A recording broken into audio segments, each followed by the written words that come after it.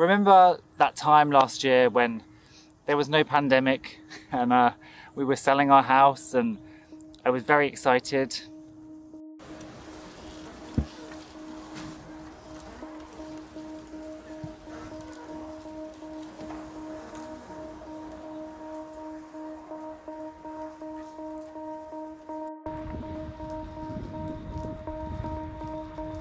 I literally can't believe I'm making this video.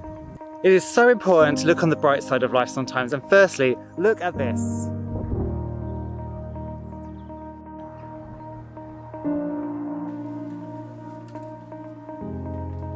I literally can't believe I'm making this video.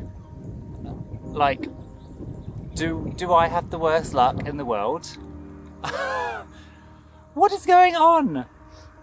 So basically, our house sale has fallen through for the second time. I mean, what is there to say? It's very stressful.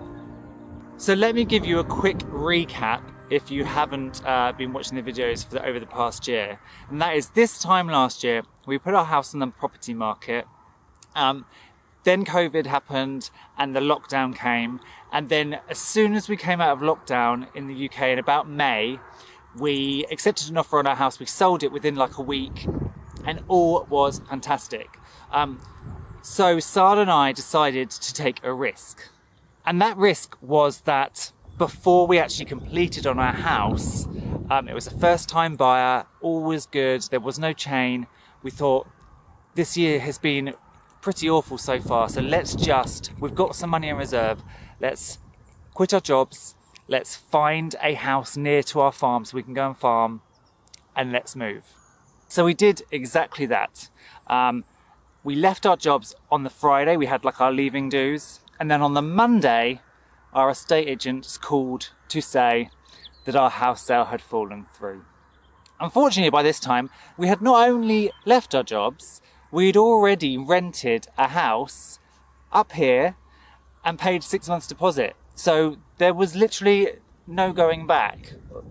It happened, we moved forward. And luckily, within the next 2 weeks, we got another sale. So that was in August. It's now the end of February and it has been dragging on and on and on. And you know, when you've waited, it's like buses. When you've waited for a bus for so long, you don't want to stop because when you walk away, that's when the next bus is going to come, right?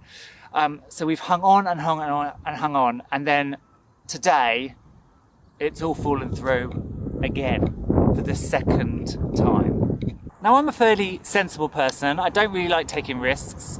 But we made that one risk because I never risk take. So I thought, oh, well, let me step out of my comfort zone and take a risk. But it was a calculated risk because we had funds, we had money, we had the land, we had somewhere to live, and so it was all fine.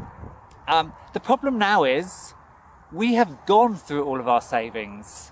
We don't have much money left. And to now be in the position where we have to go back on the market, it's really not a good feeling. Because before we were holding on to that hope that soon our house would sell and all of our house money would come through. And we've been diligent in paying off our mortgage and sort of doubling down on how much we could pay off as quickly as possible so that we would get as much profit from that house as possible. And then we would use that not only to live off for the next couple of years, so that our farm didn't have to turn a profit immediately. There was no pressure on us to make tons of money because we had our little nest egg. But also to buy stuff for the farm, to get the farm up and running. So we were holding on to that hope that it's coming, it's coming, it's coming. And now realistically, it's not coming for at least a couple of months, because even if we get a new seller just like that, the process takes on average 12 weeks, at best 6.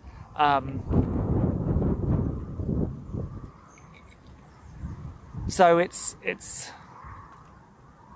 hard to kind of find the light, perhaps.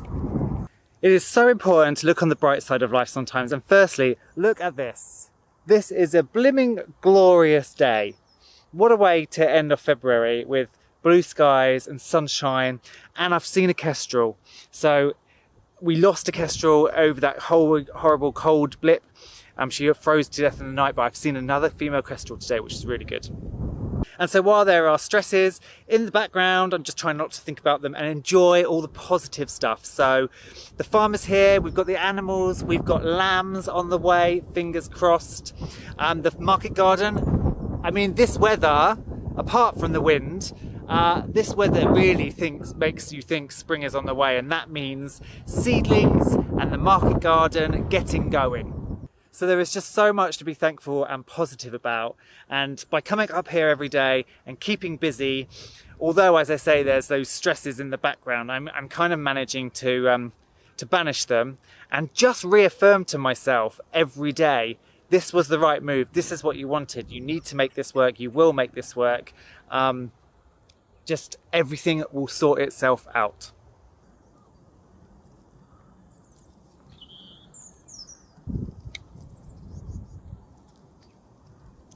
I also have these ridiculous, funny monkeys to keep me happy and make me smile.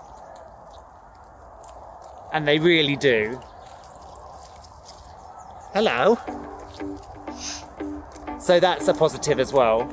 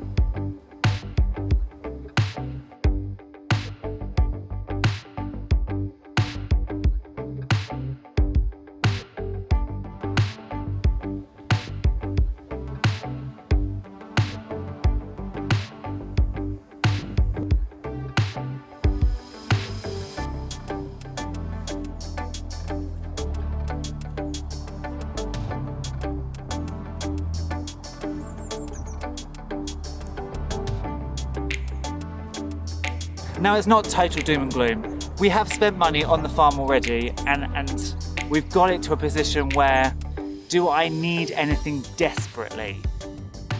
No. You know, would I like more stuff? Yes. I want more fencing for the goats. I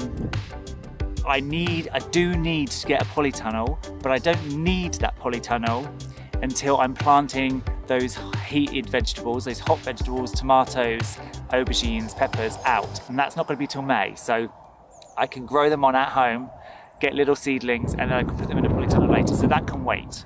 And of course, many of the projects are going to wait. I am going to send a message today to my contact with the Wiltshire Horns just to apologise and say I can't buy them this year. The chicken tractors are going to have to wait as well, which is really annoying. But currently, I can't even afford to go and spend a couple of £100 on materials because we need that money to pay bills.